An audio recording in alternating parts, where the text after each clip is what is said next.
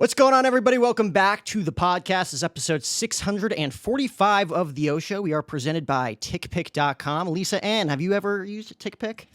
I have not used a tick pic, but I've gotten a lot of dick pics. Okay, perfect. You knew that was coming, right? Nobody else ever makes that analogy. It's so easy. It's right there, right? How could they leave that fruit just hanging and not just grab for it? It's just a softball. Low hanging. It's right there. Yes. It's a softball pun. You smacked it out of the park. But TickPick.com, we have a promo code. It's capital OSHOW20, OSHOW20. Get $20 off your next order at TickPick. There are no hidden fees. We are live at Hardin Cannabis Dispensary, all thanks to Spencer Barrick or Damon Dice, whatever the hell he goes by these days. I don't know his real name. I usually go by Spencer because that is the name that he uses for his semi-pro wiffle ball league. That's right. So I feel like that's where his real claim to fame is eventually going to be, when people realize that wiffle ball is not just for 4 to 6 year olds. That's right. That's right. And he uses the same logo. So that is the Baltimore Orioles logo that I use in my show's logo, and he uses it for his wiffle ball team. Hopefully one day we can be play-by-play and color commentators for his wiffle ball team. That'd be my dream. It would be. It would be fantastic. You'd have to add so much verbiage in there about the weight of the ball and the bat and the average age, and this is really pushing the envelope, and these grown men, it's smaller field, like all about it. Unfortunately, what's the age range? 4 to 6 year olds? Yeah, on average. That's what Google said. Boo. That's so by the way, lame. the Orioles have never come at you. Well, here's the thing. 7 years ago when I started the podcast, it was me and my brother in our basement in New Jersey. And I told him the day we make it is the day the Orioles reach out. And about 6 months ago, maybe a little bit less, their PR team reached out and was just like, you can keep it. You just got to like tilt it a little bit. You got to change the color. You just got to do something with it so we can't flag you for it. Because usually they would fine, YouTube, right? And then it's an issue. Yeah, I get that. It's not worth it, but you got the call. Exactly. Did you ask for tickets? Did you say, hey, if I do this for you, can I have some? They travel. You don't always have to go to Be More. You know? That is true. They're also not the New York Yankees. You know, the Orioles tickets are like $10 on easy. Those are for site. good seats. You might be able to $6. I'm a Mets fan. Are you a Yankees fan? I'm a Yankee fan, yeah. Oh, okay, I know. No problem. But you guys are the talk of the town, at least this year. Well, yeah, because we spent a shit ton of money and nothing ever Justin happens. Verlander, congratulations. Carlos Correa didn't work out, though. Yeah. I mean, Verlander, it would have been a sexier play if it was like 5 years ago, Verlander, but I still think he has some good games ahead of him. Mm-hmm. I mean, for him to get the contract he did at 39, 40 years old. I don't know how old they expect these players to still be playing. Yeah. Give me a 10-year contract. Like, you own me for 10 years. And also, Citi Field is kind of in the midst of nowhere. Once he realizes what the commute is like there all the time, he may rethink the 10 years. Mm-hmm. I always remember going to Mets games. I had to pass Yankee Stadium, pass the Bronx to get into Queens. Yeah. And that's brutal. It is. I didn't like that. But thanks so much for coming on the show today. I know you're doing interviews. You got a ton of stuff going on, huge in the sports betting space now. Mm-hmm. What got you into that specifically? So in 2013, I was doing a show for a couple of years already for SiriusXM. It was called Stripper Town. It was a great show. It was a Monday night show, and people would call in. They'd tell like the craziest shit that happened at strip clubs. And then I would interview girls in the industry that were going on the road, feature dancing and dancing. And during the season, my diehard fans, thank you to all of you, they would sneak by my producer by lying and saying they had a story, and then they would give me the Monday Night Football update, where we were in the game, who was winning, who got injured, and that did not work for Playboy Spice Radio. They did not want sports commentary. So eventually I got my 2 write-ups. On my 3rd write-up, my producer's like, by the way, my friend in New York at SiriusXM had a show with Playboy Playmates doing fantasy football, and the show broke up, and he wants someone else this fall. The next week, I flew to New York. I met my boss. I said, listen, I know sports. I don't know fantasy sports, but all of my guy friends that are idiots play fantasy football, and they love it, so I think I can learn it. I read all the history. I really wanted to get deep into, how it started with the rotisserie leagues, what it was like when commissioners had to write out the stats and mail them to their league mates, how excited they were when the fax machine was invented because they could get them their stats same day. My first show was September 9th, 2013. I was with SiriusXM for 7 years. I left to do my own thing, and then my boss from SiriusXM started his own company, Better Sports Network, and I'm back with my original boss. So I love doing it. I love the game inside the game, and I also love the fact that for the first time in my adult life, I've been able to escape from me being the only thing that matters to me not mattering in this factor unless I can set a good lineup or build a good parlay or place a solid bet, which is not always guaranteed. But I love the factor of just like leaning in. Like I can listen to 8 hours of sports radio a day, 5-6 days a week. I take one day to listen to music and podcasts, but I just love it. I love what I learn. I love the unique things you learn about players, you know, what they do on their free time, what their hobbies are, what their interests are, what got them into sports, and who they hang out with. And now we have a lot more players doing their own podcasts. Yeah. So we're getting to learn even more about the players that we watch and really enjoy watching. Who introduced you to sports? Either as a kid, like how did you fall in love with sports? Both my parents. Yeah. My mom was a basketball mom for Lafayette College. Nice. So she would cook meals for the away teams that before they got on the bus, they had a home cooked meal. So from like a very young girl, my entire winter, fall, schedule was like the Lafayette College home games were on our fridge, and we knew that we were going to every game. And I just loved basketball. I loved the sneakers squeaking. I loved the intensity of the game. I loved how fast it was. And then my dad, who we visited every Sunday, watched football all day on Sundays. And so I got really into football. My dad doesn't like sports broadcasters, so we had to listen to Italian music and watch the game. So I really had to learn what the refs were calling and what plays were happening because I wasn't getting any information from the TV. And that got me into both. And I played basketball all through school. I still play basketball now. I moved into a building in New York City that has a basketball court, so I can shoot regularly. And, it just grew. Sports are the greatest escape. Going to a live game, an event, you just realize that nobody gives a shit about anything going on in their life except what is happening right there. And I love that feeling. Some people feel it with movies. Mm-hmm. I'm not as much into movies. I'd rather watch games. But whatever it is that your escape is, it just became the great escape. I love that. Because I fell in love with baseball specifically when I was like 4 years old. Okay. Who introduced you to it? Probably my dad. He just had it on TV. I immediately I was drawn to the Mets when I first started because it was like Mike Piazza, David Wright, Jose Reyes, all those guys.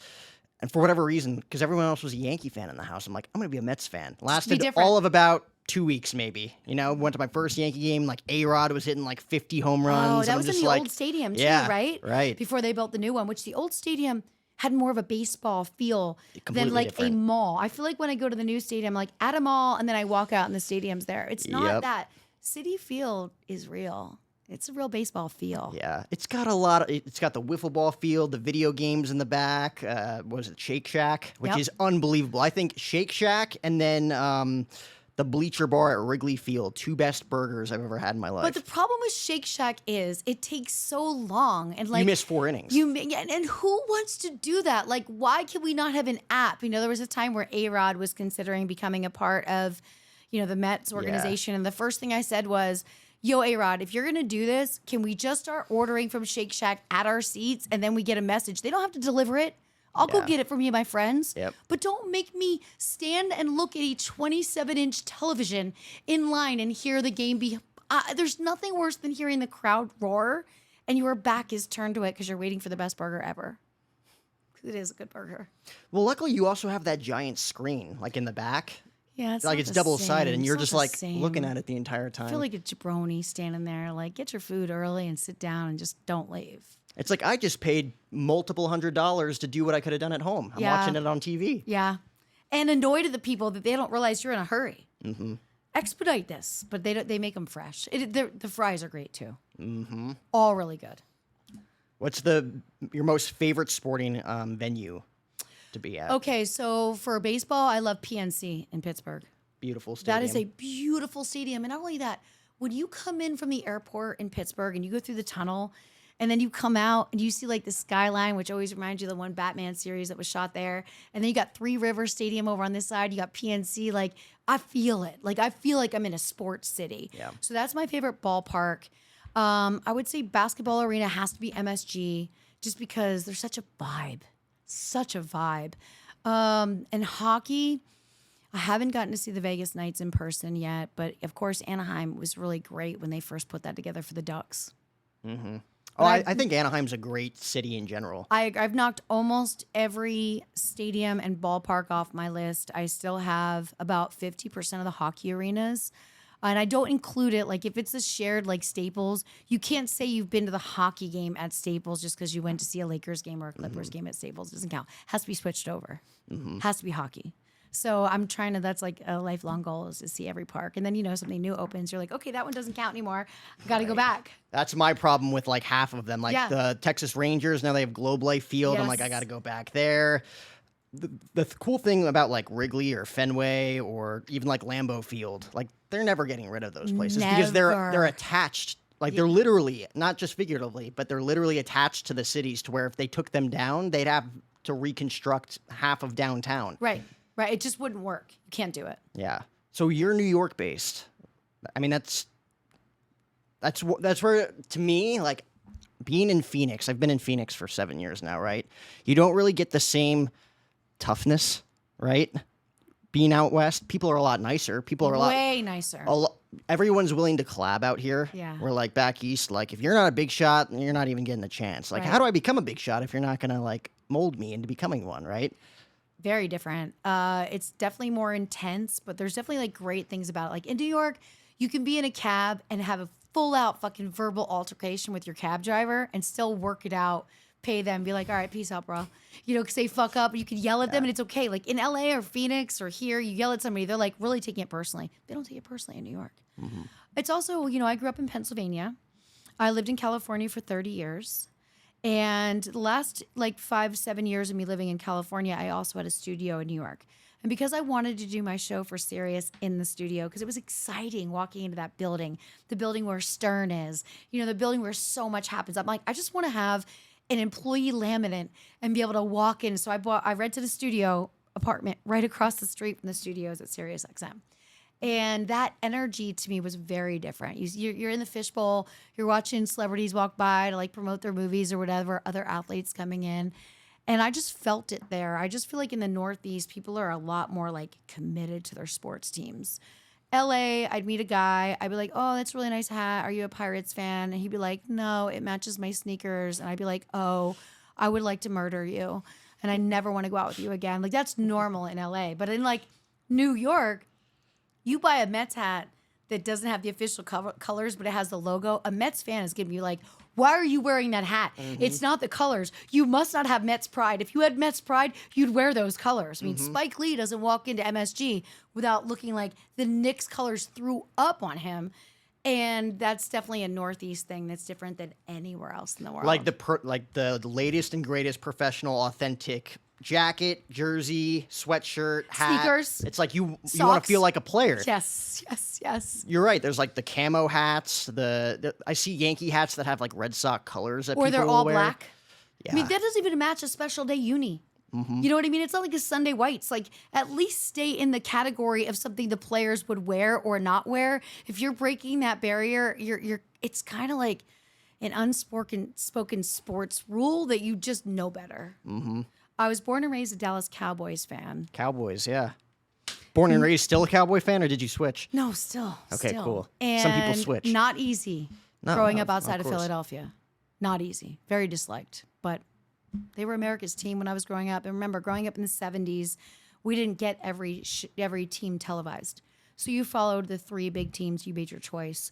I just was never into Philly fans. They're very nasty people. When I had to be 10 years old. My brother's 7 years old. He's 3 years younger than me. We went to a Jets-Eagles game at Lincoln Financial. This must have been 15 years ago. Okay. Eagles, when it was Michael Vick, they won like 45-10, whatever. I was wearing like a Jets beanie, being from Jersey. It's like, well, we'll represent. They're throwing beers on us left and right. They're just like, fly, Eagles, fly. I'm like, I'm 10 years old. And I knew at the time, like, I'm a mature kid. But I'm like, that's not right. I always negotiate with people, like, if I wear Cowboys gear at a Giant Stadium, I'm always like, you do understand that two teams have to play to have a game. So if I want to wear Cowboys and they're playing your Giants, like, why doesn't this work? Why are you going to bully me? You're going to bully me because, like, I'm buying a ticket in your arena. Like, it makes no sense, but that's how the Giants fans are. That's how the Philadelphia Eagles fans are.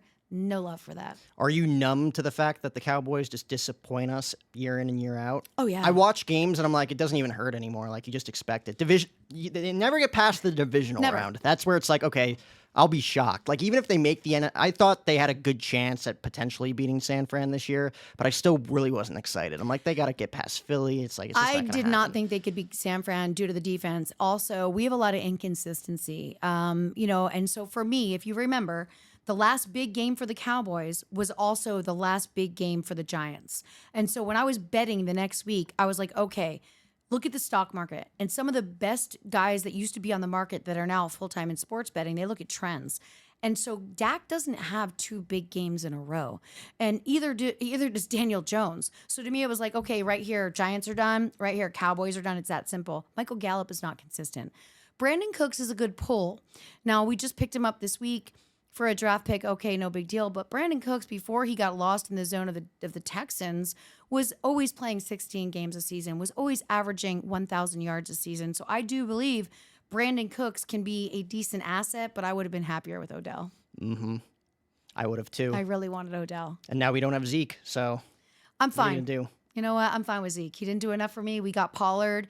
In my world right now, every night before I go to bed, I say the prayer. Like, if we could get Austin Eckler, my whole life would change, because that boy just gets in the end zone, and we know he wants out of San Diego. And like, I know it's a budget thing, but we did let go of Zeke. But make this happen. When I get back to New York, I will go directly to St. Patrick's and I will light candles for Austin Eckler.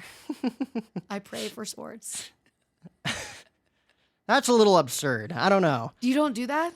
I don't. Not that much. I do have superstitions. I don't go that far. I go that far. If I have a matchup, like fantasy football matchup that means a lot to me, I do go to the church and light candles. Nice. I mean, Are you religious? I have faith for sports. Yes. Yeah, for sports. I feel the same way. Aaron Rodgers might be a Jet, so he's going to be in East Rutherford pretty soon. And we were talking about our mutual love for Pat McAfee before we came on. We were. Literally the #1 sports show in the world. I agree. I mean, they had 495,000 live viewers the day that Rodgers was on last Wednesday. All right. And he's usually YouTube, on Tuesdays. Everyone knows that. I know. I wouldn't have booked a flight on a Wednesday if I thought he was going to be on a Wednesday. I revolved my life around that show. It is a great show. But the fact that we learned the truth, that it's really the Packers that are kind of holding the Jets a bit of hostage, but yet the Jets already made all the moves that would have been ideal. Lazard, who else did they take? They moved 3 pieces from Green Bay. I mean, it's going to happen. And are you a fan of Curb Your Enthusiasm? Oh, of course. Okay. Do you agree that this entire season for Aaron Rodgers, if he does suit up as a Jet, is a spite season? Mm-hmm. And that is so great for Jets fans, and I'm so happy for them, because Rodgers will play a spite season broken, beaten. He could have a dislocated shoulder. He's still better than another player that's healthy. But to me, it's like, after I heard that episode of McAfee, I was like, this is a fucking spite season. This is like Curb. Larry opens the coffee shop to spite the other coffee shop. Like, this is what this whole season's going to be. And, of course, living in New York, my door staff are either Jets fans or Giants fans. And so we talk mad sports. And so I'll spend way too much time walking my building to see who's working where to talk games. And so when I was leaving the day before, I was like, so tomorrow, Rodgers going to talk about your team. Like, we're all going to be watching. We're going to be sitting at the desk watching. I'm like, you're getting him as a Jet. To me, he's had back-to-back spite seasons, even with the Packers, because he wasn't on great terms. He came out, spoke candidly about, his COVID takes, whatever. Everyone thinks he's crazy. He had the 4-day retreat a few weeks ago, which I think really solidified that he still wants to play football too. Yeah. You're taking this guy, arguably the greatest quarterback who's still playing today, right? Yeah. From a Hall of Fame legend Agreed. perspective, right? And he's only got 1 ring, which is crazy. But now you're going to go to an organization that has the worst luck I've ever seen in any organization in sports. And growing up in Jersey, I saw it. I'm like, Woody Johnson can't catch a break with anything that happens. And he's following in Brett Favre's footsteps after 20 years being a Packer. Both Rodgers and Favre, they're gonna go to the Meadowlands and see what happens. Didn't work out for Brett. We're gonna see if it works out for Aaron. I think it's gonna work out for Aaron. I think Aaron will do the right thing. He'll burn sage. He'll bring his good juju up in there. And what I love how Aaron Rodgers just turns the sports world upside down. It really defined for me which broadcasters I will continue to listen to and won't. If you're dogging on someone for doing ayahuasca or you're dogging on someone for doing a darkness retreat, that shows me that you don't have the mental capacity to understand, because you feel if you were as rich and successful as Aaron Rodgers, let's not forget he took home the Crystal Trophy at the Pro-Am as well, playing golf this year. You feel that if you were that, then that's all that matters. But because Aaron Rodgers is so not led by ego, he wants to dig deeper and be a better human being. He wants to learn more about himself. He wants to be in solitude, away from the opinions of others, to think, is this what I want to do? Do I want to play football? Okay, now, do I want to play for the Packers? The fact that when he got out, he realized they were kind of shit-talking him. That was the defining moment for him. But he at least got to decide on his own, I still want to play. I find it fascinating that we talk so much about mental health. We talk so much about bullying. But if you're a sports fan like you and I are, and you're active in the sports community more even than I am, you understand like, oh, all of you people that talk about anti-bullying and all of you people that talk about mental health, you are the absolute worst people to talk about it, because when somebody does something you don't understand, you make fun of him. Mm-hmm. You make it a pun. You make it a joke every time you talk about him. And you know, people really don't like him. And I'm like, how can you not like somebody that didn't wrong you? And the fact that how can you not like somebody that gave you so many hours of enjoyable football watching? To me, it's like he doesn't need to serve any other purpose in your life. You don't like him because he only interviews with Pat McAfee. You don't like him because he doesn't do the same thing every other football player did. But it's wild to see what he does and how different people respond. And then what Brady has done and how different people respond. I believe in Deflategate. I know that shit was real. Mm-hmm. I know he has a way with people that's manipulative and gets away with it because he's just a perfect looking human. But so that really helped me like turn my channel on some shows. I'm like, you're dead to me. I'm never listening to you again because I love Aaron Rodgers. Man, what do you think of Brady's podcast? Because he does the SiriusXM show with a few of those guys, right? Like Larry Fitzgerald. Larry Fitzgerald, who's barely ever on, and who's it? Jim. Who's his lead? Is it an announcer? Yeah, you would know him if I could say his name. Jim Nance, Jim Rome? No, not either. Can you look Help up Tom Brady's podcast? It's called Give and Go on SiriusXM. And the reason I'm bringing it up is because this podcast that Tom Brady has been doing for 2 full years is exactly what it's like to work for SiriusXM. Really? You fall into a social media black hole where nobody knows about you or listens to your podcast. When I went to my team, my agent, and then my team at SiriusXM in 2021, I was like, look, I've been with you guys for 7 years, but I feel like I'm in a social media black hole here. You don't share clips. The only time you hear ads for the show is if you would be listening to the SiriusXM app, which I still do use to listen to Greeny. So I still do have it. Did you find it? It's called Let's Go with Tom Brady. Yeah, who's the other host on it with him? It's Larry Fitzgerald and Jim Gray. Jim Gray, okay. Who just sounds like Jim Gray's he's great, but it is dull. Mm-hmm. I mean, it is dull. They don't even let Brady swear, okay? So, like, when he swears, they bleep it. Yeah. So, like, I've probably listened to a solid 3 hours in the 2 or 3 years that show has been on. But the fact that Tom Brady, one of the most electric quarterbacks that has been in the league for older than Rodgers, you know, won a Super Bowl after leaving the Patriots, which nobody thought he could do anything without Bill Belichick. The fact that he's had a podcast, and I bet you 98% of the world does not know that, is bad. I thought the first episode they did was when they brought on Bill Belichick like a couple months ago. I'm like, Oh, he's no. doing a podcast now. This show's been on since 2020. 2021 is when they started it. And Fitzgerald's a dynamic person, really intelligent, took every offseason to travel, speaks multiple languages, like a super awesome dude. But like, that's what it's like to be with SiriusXM. You fall into this. So when I left, I said, look, I just want to take 6 months and see what happens on my social if I'm like creating my own content. I gained 1 million followers on Instagram in 6 months. So that's when I was like, I'll come back and do a guest spots once in a while, but I can't be with you anymore. We don't align. Like, they do not share content, and that hurts Brady. And I don't really think Brady promotes it a ton either. Doesn't care. It's not like in his bio on anything like SiriusXM. It's probably all about money at that point for him. And he's getting paid more as an analyst. He hasn't stepped into the booth one day. He hasn't put the headsets on one day, and he's going to get paid more than he did his entire playing career. His first contract as an analyst is more than his entire earnings as an NFL player. That's wild. And he better be good because people are going to have high expectations. I do think he'll be good. I think he'll be prepared.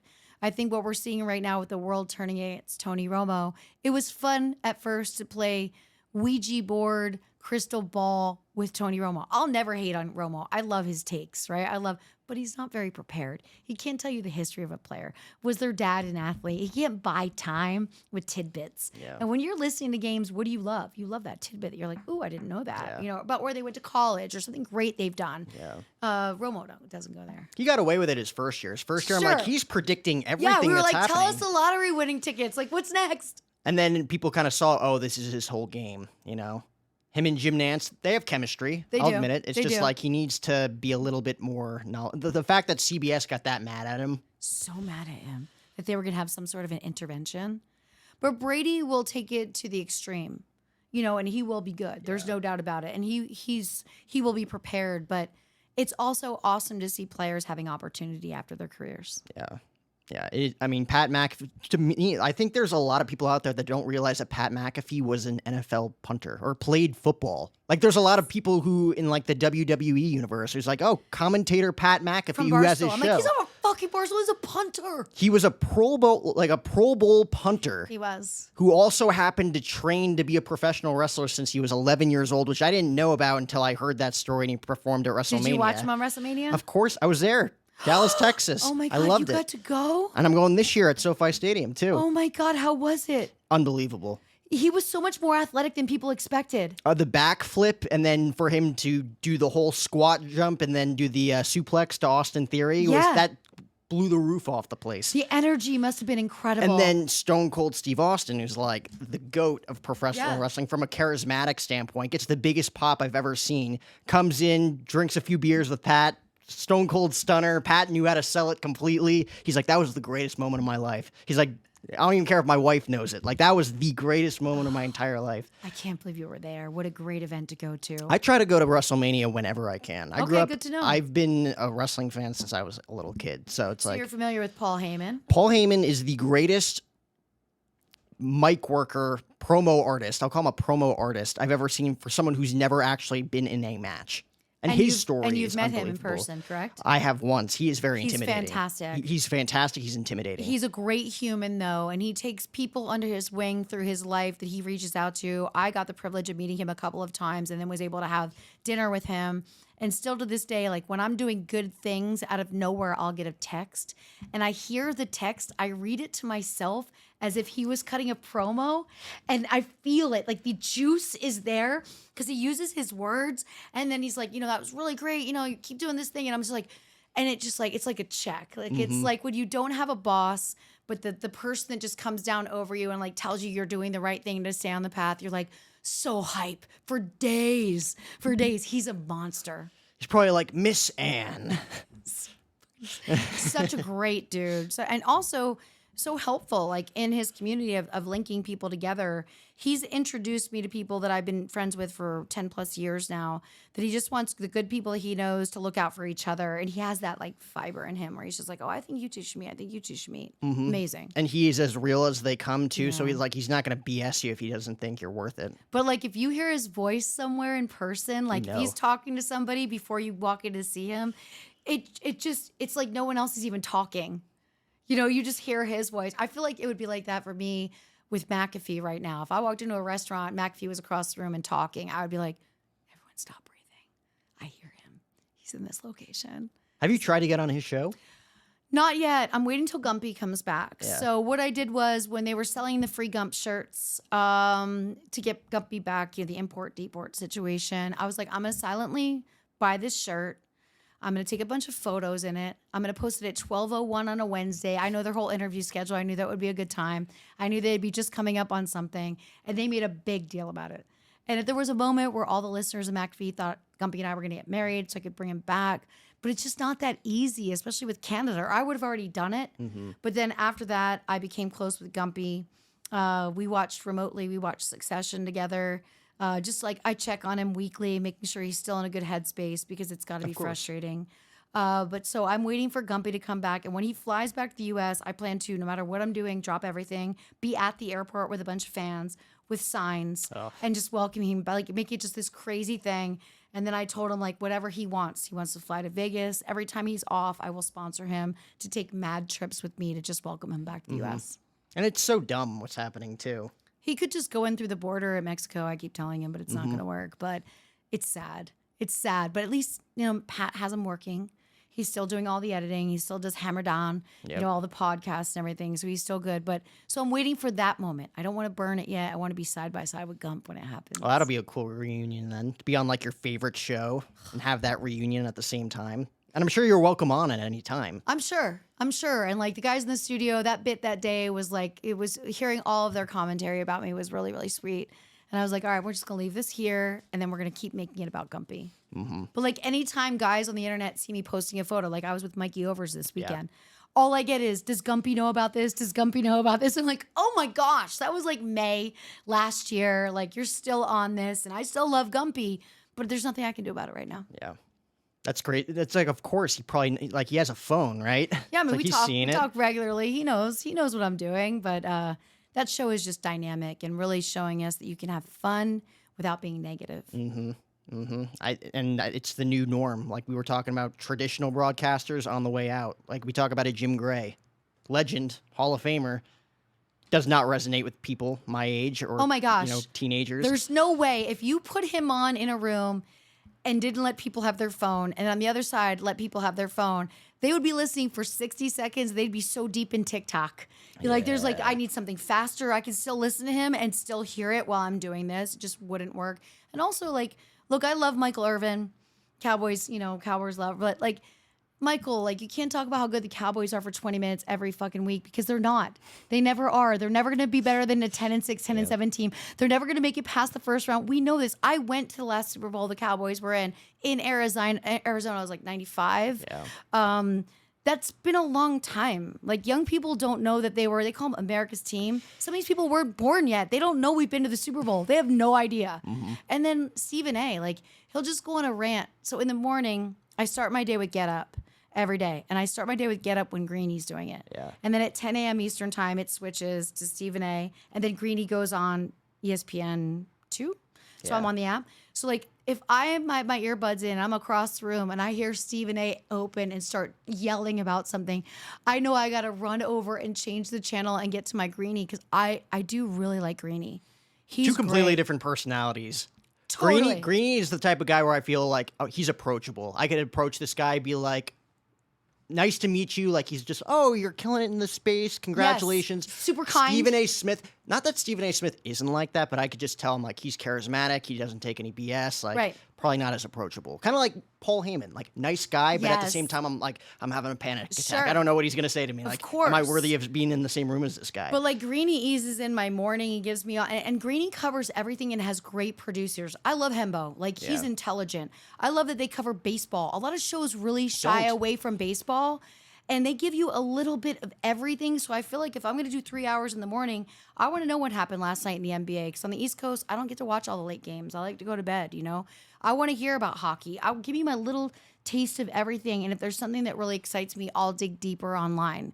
Whereas Stephen A. will just talk about something for 20 minutes, the same topic. And I'm like, I could have learned 10 things on Greeny right now. Well, the thing is, like, especially during baseball, like playoff season, October, they'll give baseball 10 minutes. Like when Aaron Judge was breaking the home run record, it's like, they'll bring on Mad Dog and talk for 10 minutes. Who never pronounces anybody's name right as long as he's lived. No, I've met him. He's like, Jake, what's going on, man? I'm like, yeah, okay. Nice to meet you, sir. Yeah. But Stephen A. Smith, like, you could tell, not a baseball fan. He'll talk about it because it's on the agenda and he has to talk about it. It's on his rundown. I appreciate the fact that he only talks NFL and NBA because it's what he loves to talk about as opposed to talking about hockey or baseball, where it's like, okay, he has limited knowledge, and I could tell. Like when he did, him and Rogan did the post-McGregor-Khabib thing on ESPN, and Rogan called him out. He's like, he doesn't know MMA like we do. Like, I shouldn't have been there doing that with him. No, and Rogan is so fucking good at it. Yeah, well, it's like, that's his whole life. Oh my God, so good at it.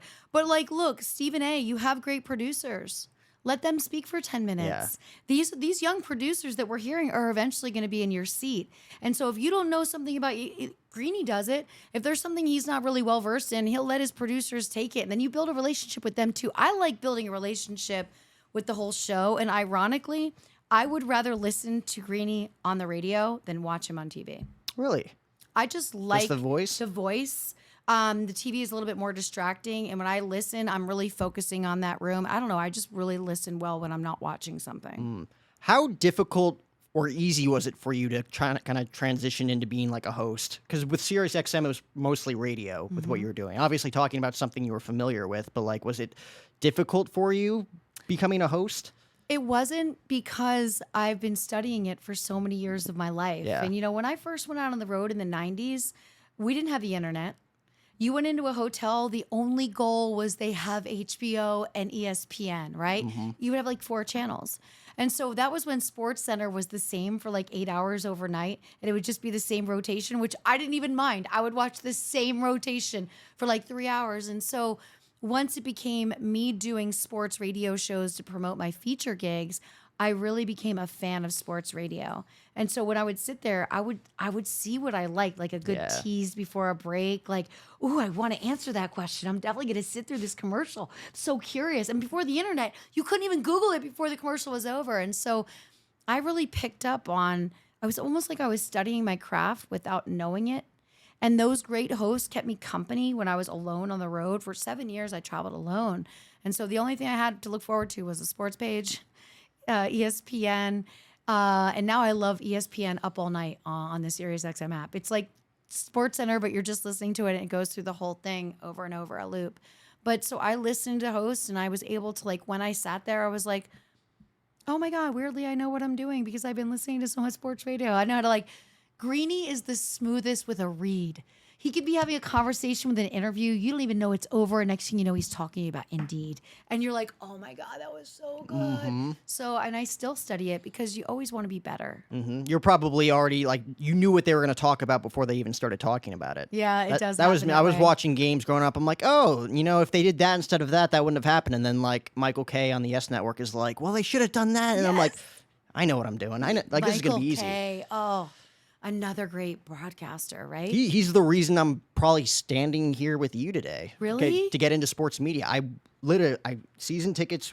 I had no friends growing up because people would come to knock on the door. Is Jack home? It's like, yeah, but it's 7:05. First pitch is right around the corner. Like, I never missed a game. You know? That's amazing. I turned away like kickball outside in the cul-de-sac. No, I'm watching the game. You know, Sox are in town. Was your brother the same way? Not at all. I mean, he's a big fan, but he would go out and play. He has a lot of friends. Did you collect cards? Oh my God. Underneath my childhood bed, I have binder of nothing but cards. And I have like this one box of nothing but autographed cards, like jersey pieces, bat pieces, all that stuff. And did you trade them with friends? Absolutely. There was one time my dad like almost grounded me. I traded a Reggie Jackson autographed card for a guy who you might know as a Mets fan. Rod Barajas was a catcher. But still, that was not a worthy trade. For whatever reason, my friend convinced me, dude, it's Rod Barajas. And I went home. And my dad's like, you traded Reggie? Like, for who? I'm like, Rod Barajas. He's like, who the fuck is Rod Barajas? And by the way, catcher cards had no fucking value. No one could even recognize a catcher because all the gear they had. So it was like, you saw the picture, like, oh, I would have never known what this guy even looked like. So when I was a kid, I have an older brother, 2 years older than me, and we were both in. Like, I was a tomboy. I was really like, I'm really glad I grew up back then because somebody made me be a boy in today's world, but now I can actually I was just a tomboy. And so there was a library going out of business, and my mom and my grandfather went over. They had thrown away the card catalog system. So my grandfather and my mom together built it in our garage. So one side was for me, one side was for my brother. And the card catalog system from a library, you might be too young, but they held the cards of where you'd find the book, and they were the perfect size of trading cards. If you took the stick out that held those cards in. We had them organized, and we both had a different system, like, you know, whether it was by team, and then I'd have like position, you know, and then when our friends would come into the garage, it was like, yo, this shit has like, this is real. You cannot look in here until you tell me what you're bringing me before I even offer you a card from my card catalog system. And that's why I think I'm a good drafter, because playing fantasy sports reminded me very much of like trading cards. You knew the value. When somebody offers you a trade in fantasy, you're like, yo, that's a lopsided trade. Like there's no value exchange for that trade. Trading cards taught me that really, really young. It's like, it's sales. It's like, I know you're BSing me And right also now. I would look if they were bent. Like I know you've been sliding this into something that it doesn't fit well and the corners are bent. Mine have been rocking in this climate controlled garage with an air purifier and in these card catalog systems. Like my cards are mint. And I just remember going and chewing that nasty gum that came with the cards to hope you just got one good card. And then I'd sit down with my brother and of course we'd trade. We'd open our packs first. And it's like, what do you already have? What do I already have? You know, make some good trades like you did with your Halloween candy. And then you'd put them in their respective places. And I kept an inventory on mine because I was always afraid he'd try and steal them when I was sleeping. Wow, it was that serious. Yeah. I had a little notebook, like a trapper keeper, and I would write each team when I added somebody on with the erasable pens back then. So I would erase when I traded one, add somebody new in. Like it was so serious. I remember like growing up, that's all it was just like, all right, set up the table. What are you bringing to the table? You know, I'd leave sometimes just like, oh, like, honey, what's wrong? Like Kevin called me names. He's like, He's trying to give me this shit card. There's no value to it. oh, dude, my dad made me cry for that Rod Barras, and we actually had to trade back. That's how lopsided but it was. Like a signed card. both of our dads were like, oh my God, you did that to him? No, you got to give him Reggie back. It was That's that bad. Amazing. But you know what? That kept me really focused. And when I went on the road, like sports kept me having fun on the road. I would always plan my feature bookings, what game I was going to go to when I was in the city. It would give me a lot more conversation with the guys that I was meeting at the club. It would bring me into the city in a different way. And I think it's what kept me from, you know, the lifestyle, drinking, you know, doing heavy drugs. Because I was always like, if I make it home from this club at 2, I can watch the replay of the Bulls game at 3 o'clock. And I knew I could like rush my shower, watch an NBA game from 3 to like 4:45, sleep a couple of hours. Then it was a new news cycle and I would hear everything the next day. Kept me straight. It's effortless too. Like you just love it. And in the 90s, players were not as afraid because there weren't cameras. So like players came into clubs. So if there was a game in town, you knew you were going to see pretty much every player from both teams come into the biggest strip club in the city. So you were going to like, you know, find out how late they were going to be out, like know a little bit of backstory. Are they a drinker? Are they not? Like to kind of like hedge your bet in your mind of who was going to win. I feel like the only guy you really knew went out and partied was Dennis Rodman. There were many before Rodman. I would like you say, wouldn't know it just because of their but there were no phones. Yeah. And the clubs would never tell because they wanted that kind of business. It really wasn't until the Mike Tyson incident within the hotel room where it changed, where agents started telling players, like, you can't go to these clubs, you can't bring these girls back with you, you can't trust people. And that was like, and I can remember dancing around that time and telling the girls I was working with, like, our money just got shot. Because those are the guys that would spend thousands of dollars. Now it's only rappers that do that, but before it was athletes. And they'd come in, they'd have their Super Bowl ring on. You want to wear it for a little while? Of course I do. Let me wear it for a little while. You put this big old thing on your fingers, and then it got to the point where it's like, no, they don't do that anymore. There's probably so many reputations that were saved too. Like Derek Jeter is looked at as like the class A guy in sports, especially growing up in New York, right? Yeah. Like who knows, because he has like the all-star list of ex-girlfriends that's well And he documented. always sent the same basket, which I thought was really That's fascinating. what people say, yeah. I think that's like, if you go around and talk to doormen that knew some of these women in the building, like they all knew what the basket was for. And I was like, yeah, you know what? That's like a trademark of all trademarks that is fantastic. You know what I mean? Like the basket. And think about the people that sold these baskets. They were like, oh, another girl. They could have been keeping lists. You know what I mean? I wonder if one of those girls just found like the giant like tray. It's like, oh, Mr. Jeter, your inventory came, all of your gift baskets. All your gift baskets are here. How many girls do you think we're going to need these for this year? We want to get ahead of it. Yeah. But people didn't give him a hard time. I mean, he was single. He wasn't doing anything wrong. No, he was being No. Derek Jeter. His results on the field masked everything anyways. Where like A-Rod could cheat on his wife and it'd be a huge deal. How do you feel about players not being allowed into the Baseball Hall of Fame over PEDs, steroids? I mean, because I think we're at a lull right now where we're grabbing Yeah. at people to bring in that don't really matter. And there was an era where before we were testing, before it was a conversation, I think probably a lot of the players that got in, we just never knew. And I kind of think it's unfair. Like I could see Pete Rose as maybe a little bit of a different situation because of gambling, because it was completely illegal. It was. He also didn't bet against the Reds, though. I agree. Look, I believe he should be in. There's a lot of people I believe. But this year's class, I'm like, are we really at this point where we've run out of people that have records that we will all remember, records from cards that we traded that we would never give up, and now they're never going to get into the Hall of Fame, and we're going to have to wait 5-10 years to have some interesting characters be brought in. Yeah. To me, Barry Bonds is the home run king no matter how you look at it. Roger Clemens is a 7-time Cy Young Award winner and a great guy, too. Comes from a great family, a long line of Clemens. I've gotten to meet his wife, all of his kids. Like they're good people, you know. Like Andy Pettitte backed him, and Andy Pettitte used steroids. I could still see him getting into the Hall of Fame with 5-6-time world championships.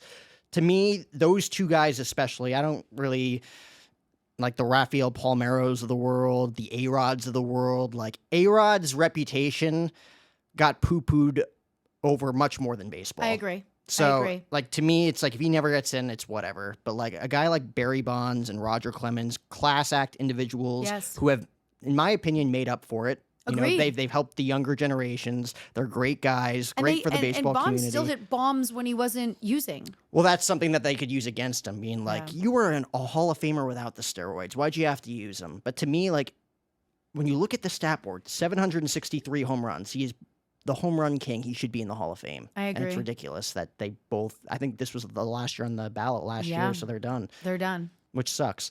I agree with you, and I also think it's timing. Because again, we don't know about the 10 years before then when they weren't testing yet. Like that's what really burns me about it. It's like they were at the wrong place at the wrong time.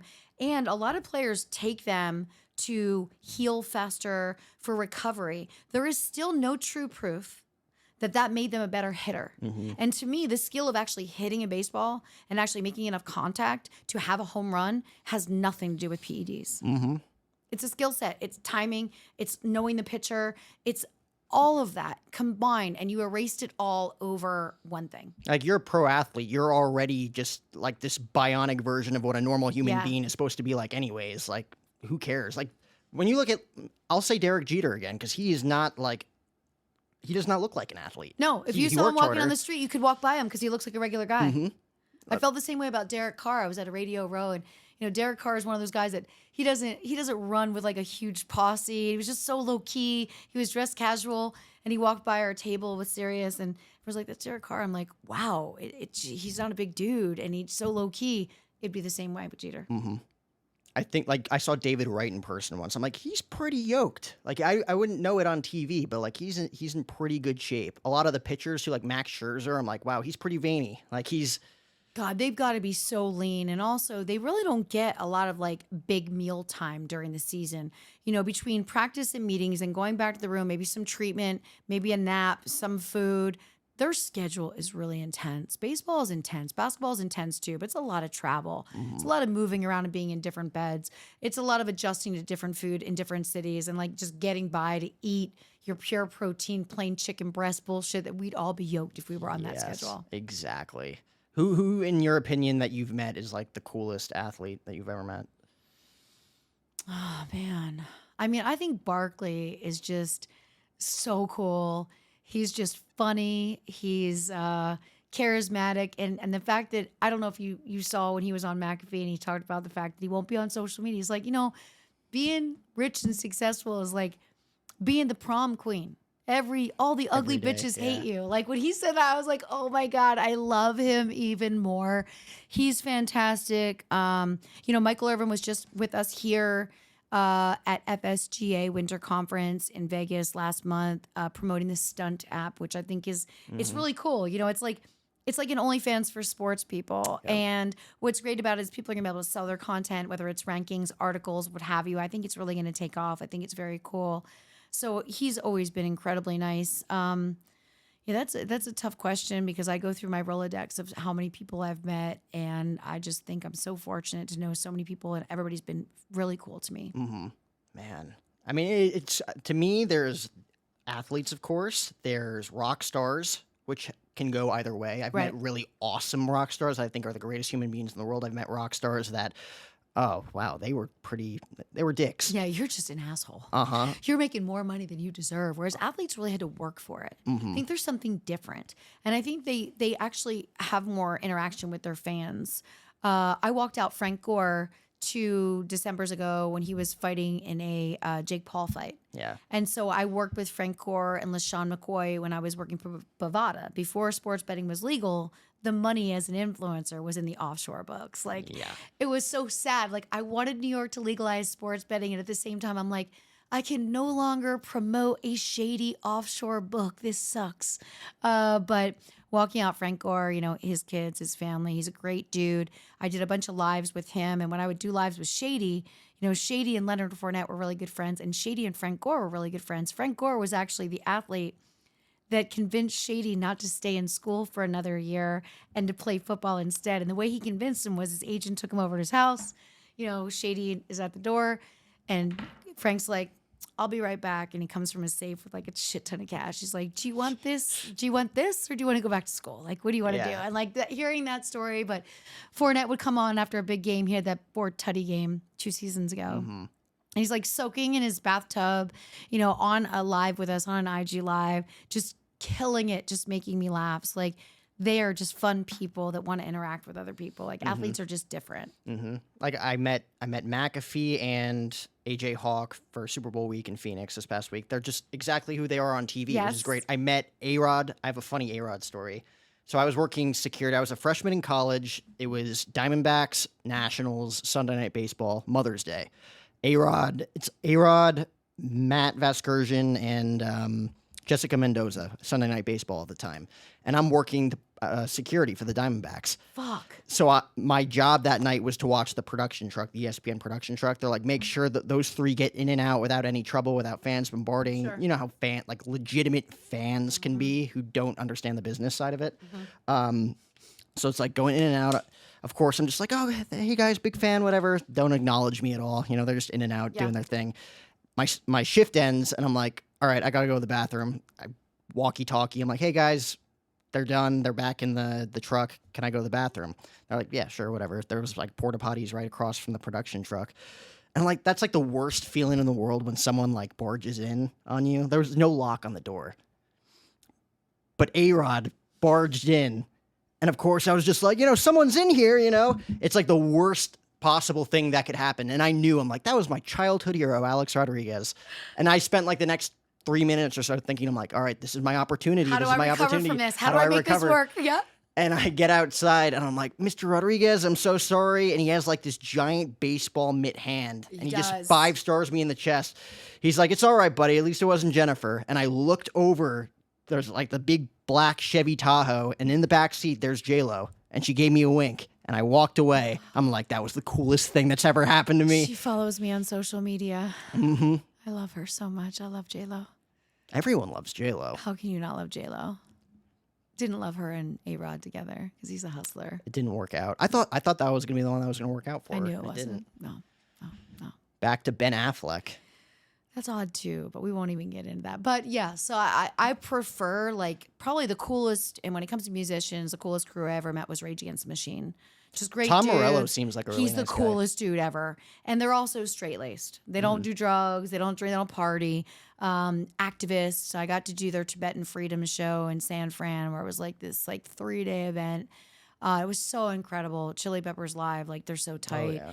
And that was like in the 90s. My very first email was them asking me. I had a friend that set up an email for me. I remember it was like a Lisa Ann 6969 at Hotmail, because that was what we all did in the business. Perfect. You know, we didn't do the triple X yet. It was 6969. I remember my first email was from them inviting me to go to this show. And I was like, this can't be real. I don't really know if I believe in email yet. You know, it's like, I don't know. When we first started getting email, my friend printed it over and brought it to my apartment. And I showed it to my friends. They're like, well, you got to go. What's the worst that can happen? I'm like, okay, I'm going to go. But do we know this is, and it was real. And so that just started out me going to a bunch of their shows and me being on the road at certain places and be like, hey, they're in town. Let me bring a bunch of people from the club in. They'd get us backstage, and was such a great connect for years. That's so cool. They seem like really cool guys. And they are even better live than listening to their music. Like, they're so tight. And Morello on that guitar. Their the shit that he sound can do is like, what? How is this even happening? If it doesn't get you going, like the only way I can describe it is that it just sounds mean and rough, which is something you like. And it's got that chili pepper vibe where it's like, okay, it's like rap rock. Yeah. And like, if I want to lift weights, I listen to rap. But when I want to do a lot of cardio, I go back to the old school Tool, Rage Against the Machine, Alice in Chains, because the songs are longer and you just get so much more hype. You want to run, throw on some Rage Against the Machine. I promise you, you will just start running. Your body starts moving. But yeah, and basketball players are just so much more recognizable. And so everybody knows who they are everywhere. So they're also friendlier, I think, than other athletes because they're out there. You know, they're just out there. I feel like as someone in the media and as a guy, when it comes to basketball players and that culture, it's like you really don't matter at all. It's like they don't want to do the I like interviews. to It's sit like, courtside and I fuck every one of them when they're out doing shoot around and be like, I fucking you this whole game. Let's see how well you play. Please don't miss your free throws because I'm sitting right here. Right here. That's always fun for me. see, you get to play mind games. Because as soon as the first person realizes it's me, then you see them all go over and tell their friends and they're all looking over and giggling. And I'm like, yeah, I know we've been together on the internet. And now I'm sitting right here. You've seen me do my work. You better do your best work is what I'm thinking. Who's someone that on the internet in the DMs played a big game and then when you met him, not at all? So here's the reason why I don't name names. You shouldn't. No, it's just that my black book is so very active and I don't want to blow my own cover. Yeah. And so if I give someone away, then will I get less opportunity is really the question. So, but I'm reconnecting with someone that I banned from my life for about 3 years because we were getting ready to meet in the city. He's an NBA player, very well known. The last minute he asked me, and it's one of the biggest triggers, an amazing pet peeve. Hey, can you bring some friends for my friends? First of all, I don't run errands for anybody. Yeah. I'm not a madam. And you just wasted your opportunity. So he got put in the dead zone for 3 years. I just granted him forgiveness by unblocking him. And then like the day I unblocked him, he realized it. And then we've been messaging ever since. So I'm like, look, I'll give you one more chance, but don't drop the fucking bag. 3 years. Oh yeah. That'll teach someone. 3 years. And then you see me refollow you and you're like, okay, I'm back. Let me try this again. So yeah, I just don't kiss and tell. Yeah. I mean, were you just going to feed your friends to somebody? I'm not doing They're that. not objects. I'm not doing it. First of all, I'm not doing that. But second of all, I'm not doing that. And it's just annoying because it's like, I'm sure that other people may do that. And not to sound conceited, but like, it's me. I'm not doing that. Yeah. You have to know better. I want to talk about someone who you have publicly chastised. This should be interesting. I have this weird, not an obsession, but I have a fandom of Charlie Sheen. Okay. Like 2.5 Men loved, right? Okay. The whole tiger blood shit. I'm like, okay, at least he's being himself, right? Okay. That I always respected about him.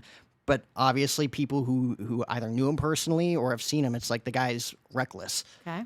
What's your take on Charlie Sheen and experience Did there? I publicly oust him? I think I've never so. met him. I just knew, there was a time in 2013 where I was at the point of considering leaving the industry. And during that time, I had gotten word about him being HIV positive. But I also knew that he was having a kind of gaggle of pay-for-play parties where it's like girls would come over and have sex with people and they would get paid in drugs. And so what that would do for me as a performer is I would have to keep tabs on who these people were because my biggest fear was showing up on set with them and working with them and then putting my health at risk. Because let's say somebody tests on a Monday and I'm not working with them till the following Monday and they spend the weekend at one of these pay-for-play parties. I don't believe they're using condoms because they're doing drugs, right? And so it started to make my list get more narrow and more narrow of who I was willing to work with. And this really caused me a lot of fear. I also had a friend at the time who was dating him and wasn't really aware of his true status. And it wasn't until one of the girls in the business went to one of his play parties and actually went into his bathroom and photographed everything in his medicine cabinet. And that's when everybody knew he was definitely on the antivirals. He was definitely HIV positive. But at that point, he had probably been through 100 porno girls. And guess what? Then those girls go and work with the guys that I work with, and the guys don't know what's going on. So to me, that lack of trust, we had an outbreak, so we were shut down for a month. Then we had a syphilis situation where a performer was lying, was getting treated at another doctor and testing outside of the business. In 2013, we were shut down for 6 to 7 months of the year. Really? So that means you're not shooting. Now, for me, that wasn't a problem because I always had extra streams of income. I always feature danced. I didn't rely on shooting. But as a producer, me having locations rented and things that I would have to pay kill fees on, that really did hurt. And that was really when I was like, okay, this is getting more and more reckless. People are getting less and less careful. And I knew that I was at an age where I was like, is this smart that you are still taking a chance like this with your health? And the fact that even though you love doing it and you're making good money doing it, what you do affects everybody else in your life. Mm-hmm.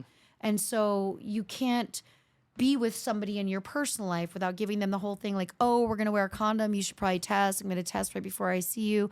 If you're smart and if you're considerate of others, it really puts you in this like hole where you're just like waiting for the wrong thing to happen. And so that was kind of my take on him, was really like, I knew this was going on. I couldn't really spread the word, the allegedly thing. Nobody wants to get sued. I was trying to slow warn people. But then it came back to me in the business that somebody had tested HIV positive and was testing at an outside clinic so that it wouldn't show up on our internet service that we have that shows. And I remember looking at the guy that told me this, and he was like, don't work with this guy because he has this. And I'm like, why are you telling me? You're probably going to work with a girl that works with him that's going to work with you. These are not hush-hush things. Yeah. These are things that have to be taken up with the health board. Like, these are big things. And that's when I lost a bit of trust. And, when I got into business, if the girls were escorting or whatever you call it, hooking or doing privates, nobody would shoot them because they were worried about the risk of HIV. We didn't know as much about HIV in the 90s, and we were only testing once every 90 days. So you'd have a lot of trust. So was there a lot of people in the industry that, like you said, were doing like just... In the 90s, no. But as the internet popped and girls realized now that everybody knows who we are from the internet, we can actually get more money, doing these side jobs. So we're going to do that. And so that really made me afraid. It made me afraid for my health. It's like being on a team, too. It's like Yep. you're going to come back and get all of us sick. Like, that's Yes. not cool. And you're going to have to tell every guy you date for the rest of your life that you have something serious like that. Something I just didn't want to have that conversation. So you were like, I mean, obviously a professional in the industry, right? Yeah. And it's what you're known for. Yeah. If it's like, oh, Lisa Ann's here. It's like, oh, you think The mattress adult film. actress. Yeah, Yeah. exactly. It's like you were always a pro at it, though, as opposed to some people actually like, oh, I can make more money actually just... Yeah, and to me, like, look, if you're building a brand, I was smart enough to know that, like, each time you go into a hotel room with a guy by yourself, you're only making money for you. Yeah. So while these girls didn't want to do feature gigs because it was too much work and they could make more money hooking, I was getting more feature gigs. And I was like, I liked the honest grit of it. I liked the work. You know what? To me, there was nothing more satisfying than being on the road for so many years. And I'd come into clubs and the waitresses and the house girls and the house mom and everybody would come up to me like, oh my God, we're so glad you're here. We make so much money when you're here. It's bigger than you. You're promoting it. You're bringing your fans in. Yes, you're making money, but they're going to stay. And everyone else there is going to make money too. And, that was just like, to me, that gave me power. It made me feel a lot of power. So I always focused more on my feature dance gigs. Now I get to host at clubs. So I'm still in my favorite environment, which is strip clubs, which I just love the whole world of it. I love the people watching. I love all of it. But there was a sense of pride in that. And I think when people are only thinking of themselves and maybe making quick money, you forget that you should be part of a greater purpose. You should be a team no matter where you go. When you go into those clubs once a year and they get to know you after 10 years, like, it is so cool for them to look at you and be happy to see you for a good reason. So to me, I felt such a powerful feeling with that. I feel like there could be a lot of toxicity in that industry too. So like when you do reconnect with people after like 5, 10, 15 years, it's like, wow, like we made it out on the other side. We respect each other. Like we were very successful in our profession too. It's like we did it the right way. Yeah, I have a couple friends. My girlfriend, Aaliyah Janine, who left the industry to do comedy full time. She lives in New York. She does a bunch of shows. I try to support her as much as I can and go. I think it's really important for us to show everyone that's still in the industry now to be a part of that powerhouse and prop each other up and help each other. I think the hardest thing is there's still no one that's really actively helping talent understand their money And when you're paid as an independent contractor at 18 years old, it's really not your fault that you don't do your taxes well or at all or put aside. So when I meet young girls, whether it's through my podcast or whether maybe their PR agent will reach out to me and say, I have this new girl, can you talk with her? Like, I ask a series of questions, what's the end goal here? Do you understand how much you should be putting in a separate account for your taxes? Do you have a good accountant that you trust? What are you really thinking is going to come out of this? Because if you don't build a brand and you don't have a skill, that money's not going to last you forever. But what will last you forever? Doing porn is like getting a tattoo on your face. Everywhere you go, you are a porn star, even if you're not. It's not time sensitive. There's a new feverish masturbator every day that's finding my scenes and just discovering me for the first time. Does not know that I care about sports. Does not know any of those other things. So you have to be able to have kind of insulated yourself enough financially that you can make your move. And hopefully you get to make a move in a world where you're not counting dollars anymore. Yep. That you don't care. Like when I left porn to work for Sirius, I gave up 99.9% of my income. But I loved doing my show so much, and I still do. I would put so much more effort in, and I was so excited to work, and it would make me laugh because I'm like, you're making peanuts right now, but you feel so good about it. You're enjoying it so much, and there's no health risk, and there's no of these other things. So, but I insulated myself financially enough to be able to do that, and that's such a gift. Oh yeah, It's a gift. You're doing what you love, so you feel good, you look good. You have the finance situation taken care of too. Like when you first got into and like told people like I want to be a sports host, whether that be on radio, working with SiriusXM, or starting your own like betting channel or anything that you want to do in the future.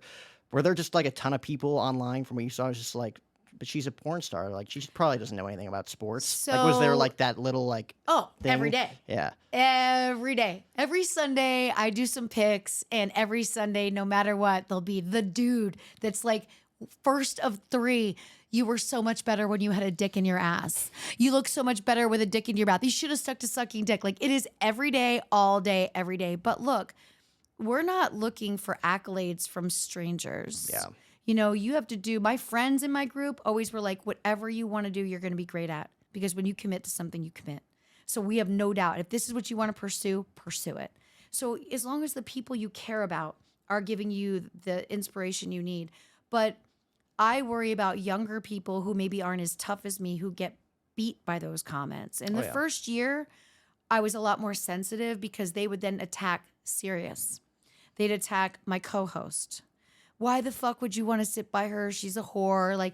But then I realized that the people I worked with, this was all new to them, and they kind of found it entertaining. So they would troll the people back. So what do you do for a living, sir? And they made it lighter for me. I was more worried about the effect that it had on others. And it's always going to be there. And I can't expect it to go away. One of my New Year's resolutions this year was to no longer troll trolls. So normally, like last year, when a guy would say, you look better with a dick in your mouth, I would write back, I am so sorry that no one will let you put your dick in their mouth. I get it. My condolences. I would troll back, but I realized that that's putting an energy out there that I don't want. And instead of answering somebody that's negative, I should always answer somebody that's positive. And there are a lot of supportive people, and there are a lot of amazing people. And now we're seeing with OnlyFans and the younger generations in the business that there's more parents out there than ever that have a child in the industry. And so they're now looking at me as their hope, their pace car. Okay, she's okay. Maybe my child is going to be okay. So I'm watching this script flip. And I'm also watching me I just don't want to lean into that, even though it was fun. Mm-hmm. But it doesn't. And, somebody's going to get butt hurt. Why would you respond to that guy? You're giving him attention. And I'm like, you know what? You're right. I feel like that's public figure class 101. Don't listen to, because there's going to be so much hate. Turn it off. Don't even allow DMs. Turn off your DMs. My DMs are turned off. I have to follow you, and I have to DM you first. Mm-hmm. I have every setting going, and I also have an assistant that cleans the streets for me. So before I go and comment to people on TikTok or YouTube, she deletes all the bad comments, and then she'll be like, okay, you can go on to TikTok now. I'm like, okay, thank you. Because it's one less bit of exposure, but it's something you have to grow into. Mm-hmm. But yeah, don't listen to the noise. When I wanted to write a book, I started writing before I told anybody I was writing a book. When I went to do this sports show, I told my 3 best friends, and that's it. I didn't want the naysayers oh, you should stay in the business because you're making so much money. I knew I'd get a lot of that. And when I put my retirement letter out on my Facebook page. Half the directors in the business sent me like fucked up texts like, hey, hit me up when you're broke and you want to come back in the business. Like that's how they were. Nobody was like, congratulations. Yeah. And the rest of them just stayed They silent. all come running back. Yeah. And I'm like, wow, that was not what I expected. You were actually my people. But you have to know what you want to do and try it. And also be willing to fail. You're going to fail. You have to fail to succeed. You have to. I mean, that's like entrepreneurship 101. Like I was at a business seminar all weekend. That's all it was. People sharing their stories of how they went from zero to hero.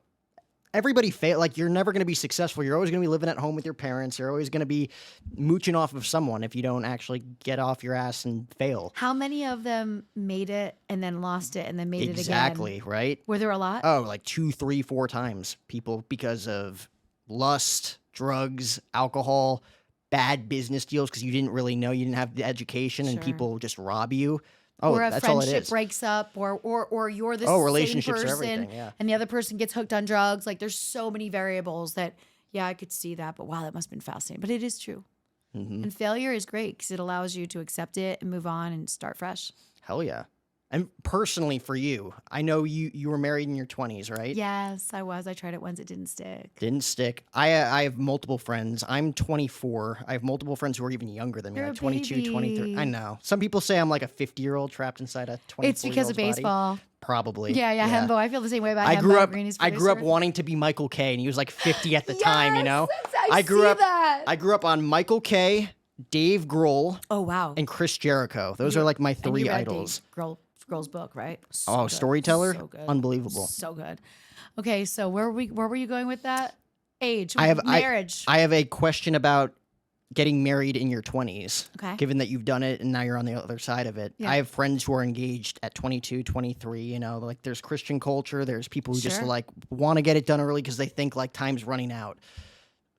Was it obviously not married anymore, but like, do you think looking back at that was a great experience? It's good to get married that young. To me, as an entrepreneur trying to grow my life, it's like, Yeah. I'm not even going to focus on that until I have everything else settled. That way it's not stressful. All the other elements, the finances, job, plan it out a little bit more. I think it's very up to the individual. I think if you're the person that wants to be all over the world doing multiple things, it's very hard to manage a relationship while you're building all of these different things. I mean, if you got poached right now to do play-by-play for the Baltimore Orioles, Yeah. you would leave your whole life behind and go do that, right? And so you can't expect a relationship to do that with you. Now you're asking somebody to maybe give up her nursing career, her teaching job. So I think it's unique. I also think some people living in a smaller town, like my friends in Easton, Pennsylvania, they got married young. Their kids are in their 30s now, and I never wanted kids, so that made it easier for me. But for them, it worked. They were living in a small community. They knew everybody. Their families were right there. I think it's very, very unique. For me, Mike was my first, real boyfriend. Yeah. And we moved in together, and we had the time of our lives together traveling the world. I took him on the road with me as my roadie, and we, saw all the sights. And we were together for 7 years, but our last 2 years, things, really changed. And I was starting to grow up and I was starting to see things differently. He was starting to grow up and see things differently. I feel like he was more of a best friend that I had great sex with. And I will also say this. Did you watch the Pam and Tommy doc on Hulu? Oh, of course. Okay. So the one thing that I picked up most out of that doc, when it started and they were doing ecstasy, I was watching it with a bunch of my girlfriends and I'm like, please do not get married because I married somebody after doing ecstasy with them for a full fucking week. I mean, he and I did ecstasy for the whole first week we knew each other. And then I went back to California and packed up my shit and moved to Florida and we moved in together. And so when I saw that Pam and Tommy doc, I was like, the fucking ecstasy, man. It takes you to a level you are not there. And so we had a lot of party time. It was the 90s. We had we're still friends. We talk on our wedding anniversary. He's with someone and has raised her child to be 18, 19 now. It was a baby when they met. We had an amicable divorce. We only went through a mediator. I had to get a lawyer for one thing. So I was the one with the money. So it was more go to a mediator, give me a number. I'm buying my freedom, whatever you want. So he comes up with a number, fine. But in the final paperwork, I had a Jordan jersey. And I got this Jordan jersey in a very unique way. I was in Kansas City, Missouri at a club called Bazookas. And there was this adult bookstore upstairs in the strip club where you would do your meet and greet, right? Okay. And so these random dudes came in. There was a trading card convention in town. And they're like, hey, we have this Michael Jordan card for a Topps signed jersey. Can you trade us some VHS and some magazines? Mike was like, I don't trust it. There's no way this shit is worth that jersey. I said, I don't give a fuck. I'll walk to the post office tomorrow morning. I'll mail it out. Whether we get it, we don't. We got it. We're rolling the dice with this, right? I mailed it out right away. Get home from that tour like a month later. Fucking the pizza box was there. The jersey was there. 2 weeks later, we get a letter from the FBI. The FBI has realized that there were only 200 authentic cards and that somebody had duped those cards and 400 of them were on the street, but there were only 200 jerseys. So I wrote my story to the FBI of look, here's how I got it. You can't prove whether my card was a real card or not. And then I told them that I gave it to my brother for a wedding gift and I couldn't ask for it back. I saved the letter from the FBI in the back of the jersey where you put the certificate of authenticity. So when I saw that shit, that it was the Jordan jersey in the divorce paperwork, I'm willing to give you any amount of money. And you want this jersey. So I hired a lawyer for $2,500. I remember going to the lawyer. It was a 15-minute meeting. He reads this paperwork and he looks at me and goes, so tell me the story. What's unique about the jersey? I'm like, well, it's numbered. It's by Topps. It's autographed. It's authenticated. He's like, you're going to go to Big Five Sporting Goods right now. And you're going to buy this boy a Michael Jordan jersey. Because in these legal docs, it does not say signed, authenticated. Yep. It says none of that. And I was like, oh, fucking bitch slap. So then I go back to the lawyer. I'm like, here's the Big Five bag. There's the Michael Jordan jersey. We're signing. We're officially divorced. Boom. And so that's kind of been our ongoing joke is I would just continue to send him photos of the Jordan jersey that I kept because you didn't do it. And also, I walked to the post office in Kansas City, Missouri in the snow alone because he thought it was fake the whole time. But we got the jersey, and it was a real jersey from Topps. So Jesus. I fought for that bag. But other than that, it was, we had a simple agreement that we made the day we were getting married. 3 rules. 1, if we don't make it, you leave with the friends that you came in with. So I wouldn't keep in touch with his friends. He wouldn't keep in touch with mine. 2, there would be no shit talking. And 3, we would go back to our respective places. He was from Florida. We were living in California together. So I lived in Florida for a year, then moved him to California. So when we split up, he moved back to Florida. Boom. We didn't talk for a couple of years. Then birthdays came, Christmas came, and our anniversary. And last year was our 20th. Wow. 20th wedding anniversary, even though we're still not married. But, you end things. I don't believe in spending that much time with somebody and having a negative impression on the impact they had in your life. He helped me grow up a lot. His dad was brilliant and talked to me a lot about money and really educated me. He came from money. I didn't. So his dad knew that I was making money and wanted to make sure I was doing the right thing with that money. So I believe that I became a better person from that relationship. But I don't think getting married in your 20s is for everyone. I think it's a game changer for everyone. Now, look, you're settled at home. You're an engineer. She's a teacher. Your parents you see every weekend. You want to stay and you want to have babies young. Fucking get married. We need you. We need you to populate. But for the rest of us, still to this day, I have not lived with another guy. Really? And I also have not had another long-term relationship. Is that by choice or just hasn't worked out that way? By choice. Yeah. I like being a free spirit, and I've tried them in a couple times, but it's I'm on the go a lot. This is my 9th trip of 2023. How do you explain that to a relationship? So what 9th trip overall, 9th trip to Vegas. 9th trip overall. Okay. All different places. 3rd trip to Vegas this year. How do you explain that to somebody? And if you're not explaining it, you're canceling a trip. You get an opportunity to go to a great sporting event, and she wants to do something that weekend. What do? You don't go to the sporting event, and then you resent her. It depends what your priorities are. Exactly. So I don't think it's for everyone. I don't think young people should be. I think you will know in your gut if it is the right thing for you. But I think if you're listening to your friends and outside influences of what they're doing, you cannot compare yourself to other people. You really have to be head first. I'm in this relationship. I'm committed to you. Right. And do you want kids?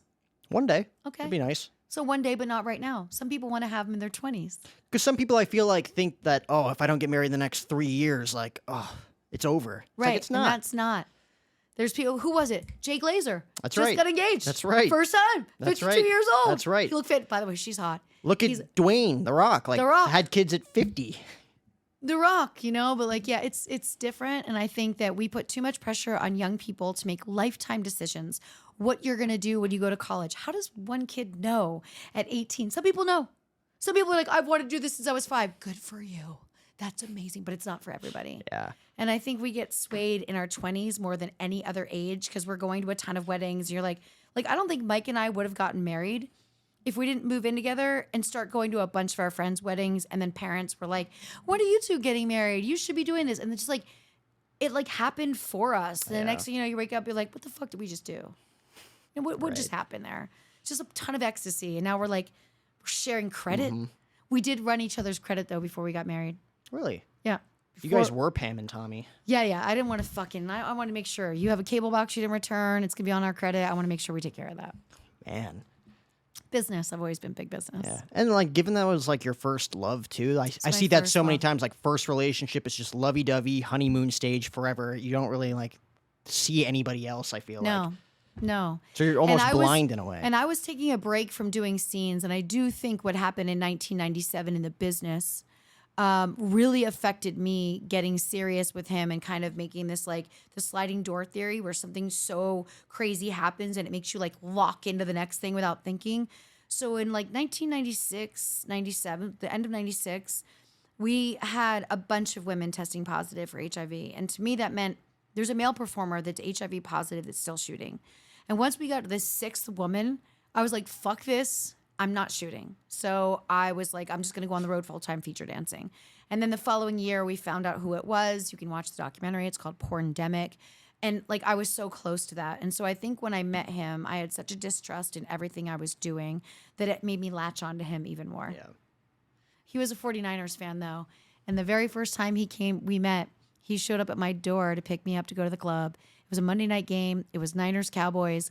I was wearing a Niners jersey, Cowboys jersey. He was wearing a Niners jersey. And I remember slamming the door in his face and calling the club and telling the club, this motherfucker cannot drive me wearing this Niners jersey because I was such a diva. And he had to take the jersey off. Really? Yes. Damn, that's a lot. It was a lot. I was a handful back then, but he liked it. Oh, of course. Right?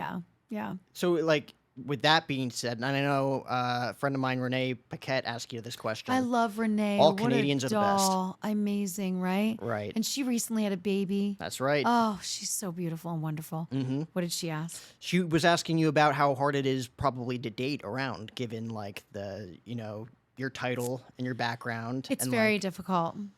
It's very difficult. Of course, everybody knows who I am. And though everybody...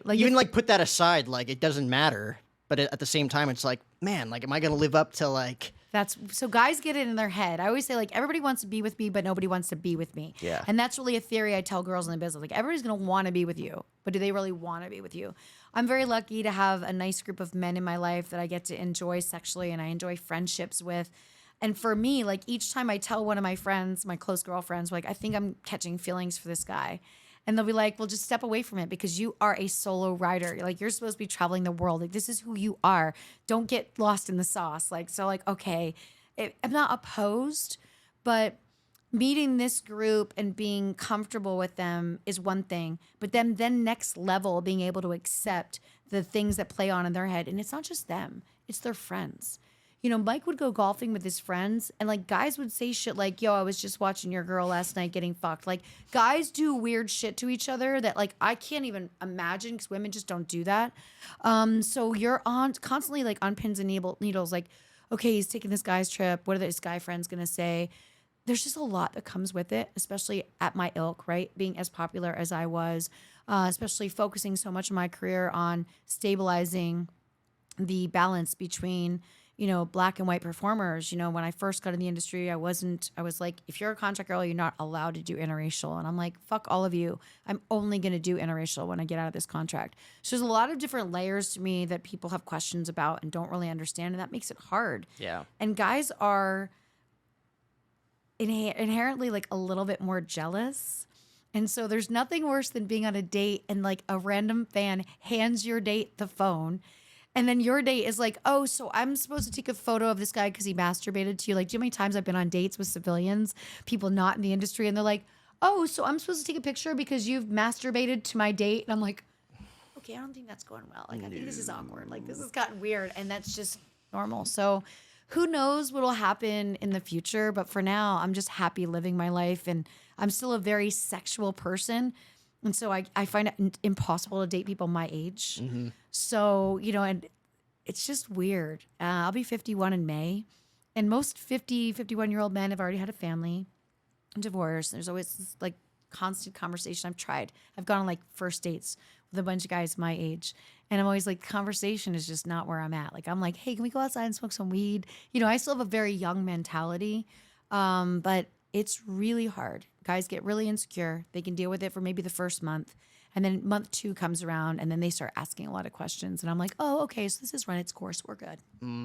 They get comfortable enough to ask you like the hard-hitting questions that they probably wanted to ask you the first time they met you. Right. And then sometimes I'll hook up with a guy for the first time. And after we have sex, I'll be like, okay, so you watched tape.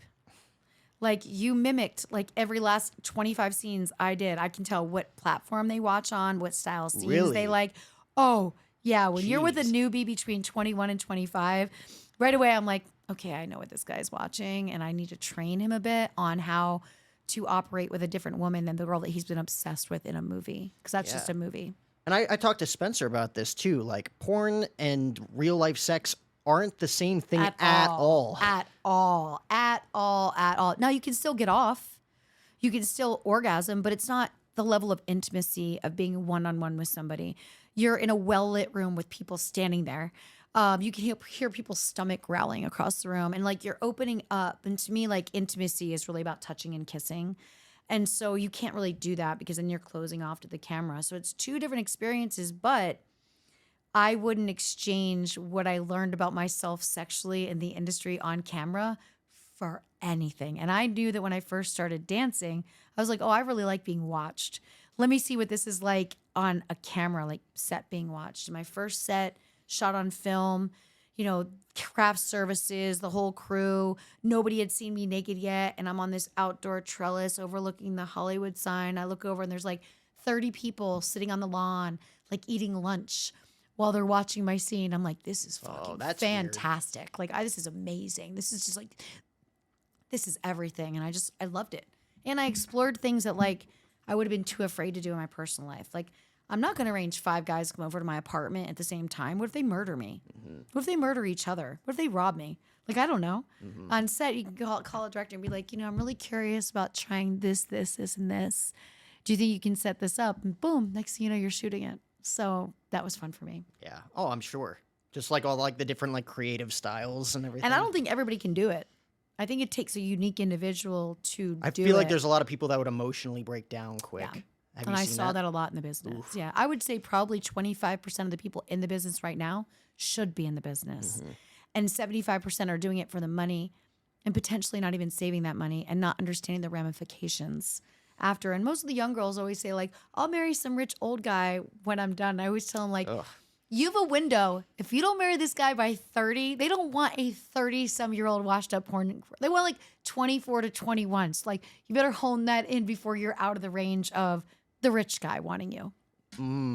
I feel like in any other industry, whether you want to like be an entrepreneur, like people will tell you have to love it or else it's going to fizzle out, right? Especially like making your own finances, whatever. If you want to be an athlete, you better love it because there's going to be a lot of stuff that's going to come with it. It owns you, the discipline, everything. As a porn star, it's like you're telling people you have to love it, right? Like you have to love it as opposed to love it. Like you loved it. Yeah, and I think for people to love you, to be a well-known performer, you can be a paycheck performer, just like we've seen athletes, running back, wide receivers. You're a paycheck performer. We know who you are. But if you don't love it, you're not going to gravitate that brand of being authentic. So for me, it was like really important to want to work with everybody I worked with, want to do the styles of scenes I wanted to do because, you know, like think about the fact that you're making money and you get to orgasm at the same time. And then think about the fact that like all of your other friends are out at night after work trying to hook up with somebody. And you're like, my shit is done. I can lay back and watch like 3 basketball games tonight. You know, on the West Coast, you get games so early. You can watch so late. So for that, it was amazing. You get the best of both. And it's 2 completely different things. 2 completely different. And I also didn't do it as much as other people do. You know, when I got in, I only did 1 movie a month. At my busiest time, the most scenes I ever shot in a month was like 5. So I would do 2 or 3 scenes a month because I was always on the road. I was always doing other things, feature dancing, appearances, clubs. And so I enjoyed it for those. It was like a little vacation for those 3 to 5 days. People Were that you- do it 20 days a month, I'm like, how the Oh fuck my do you God. do that? Like, How the fuck do you do the that? toll it takes On your too, body. Yeah. spiritually, mentally, physically. Yeah. All that. When you first were you scared first getting into it, or were you like head first? This is what I wanted to do. So I studied it for 2 years before I got in. So in that 2-year span, I was working at a club in Reading, Pennsylvania. I was 18, and they had porn stars and magazine models coming in every week. So I interviewed those girls for 2 full years. Any feature that would talk to me, I would ask these questions. Everything from like, how do I get on the box cover? What types of scenes should I do? What shouldn't I do? Who should I work for? And those women gave me addresses to write to by mail. So I would hire photographers, get the pictures developed, mail them to California from Pennsylvania, wait for them to either write me back or call me, long distance phone call with a calling card, like that whole, this is, the early 90s. And so I think by the time I actually got there, I had visualized it for so long. I'd been watching VHS tape after VHS tape. Every girl that came into the club would give me the next movie that was out, and I'd watch and I'd watch and I'd watch. And so I think by the time I got there, I was like so ready to experience it because it took me 2 years to interview and a total of almost 4 years to actually get on set. And it was things as simple as like company writing me back and being like, hey, get your boobs done and then send us new photos. And I was like, okay. So I'd get my boobs done, all new photo shoot, send them back out. Like all of these things took time. So it wasn't a flippant decision. So by the time I got there, it was almost like the grand finale. Like, oh my God, I finally fucking did this. I'm here. Yeah.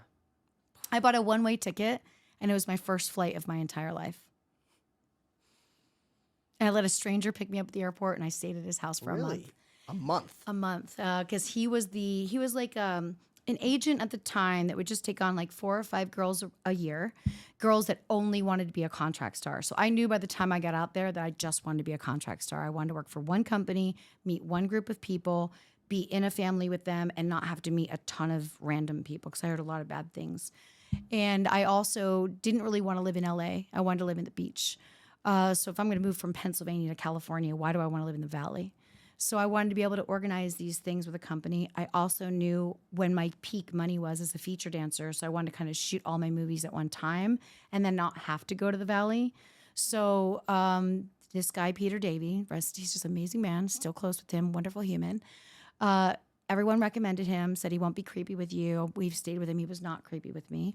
Had a beautiful house in Tarzana. And I remember I had this spare bedroom that had these French doors that went out this backyard that had all these beautiful flowers and plants. And I just remember being like, oh my God, I'm here. He picked me up at the airport in a Rolls Royce. It was 4th of July. And he took me to my very first porn party. And like everybody, the girls that I'd met, a lot of them were there. And then like all the male performers who of course I'd never met, and I remember just showing up at this house and driving through the valley, and it looked like everything I had watched on 90210. Like I was like, oh my God, I'm here. There's nothing but strip malls here. There's beautiful homes in the hill. And so it was his job to take me door to door to these companies. I had narrowed it down to about 7 companies I wanted to work for. And then I also, of course, wanted to do magazines, and that would be with Hustler. So he took me to Hustler. And through that time of writing, I became really good friends with Larry Flint's assistant, who, rest in peace, but now is his wife. Larry passed away during the pandemic. And her and I became like so close that by the time I got to LA, she's like, oh my gosh, come in. I'll take you up to meet Larry. And I remember the first time walking into his office, I was such a like fresh out of Pennsylvania, like, oh my God, this is happening. But Peter took me around door to door, and there were like a lot of strange things back then. There weren't contract girls that were a brunette. So there was like 3 companies, first 3 companies they went to, like, okay, are you willing to dye your hair blonde? And I was like, well, how am I going to do that? Like, and why would I do that? Do I dye my eyebrows? Do I dye my bush? Like, I had so many questions. I was like, carpet's not going to match the trades. Like, what the fuck are you asking me to do? It's nuts.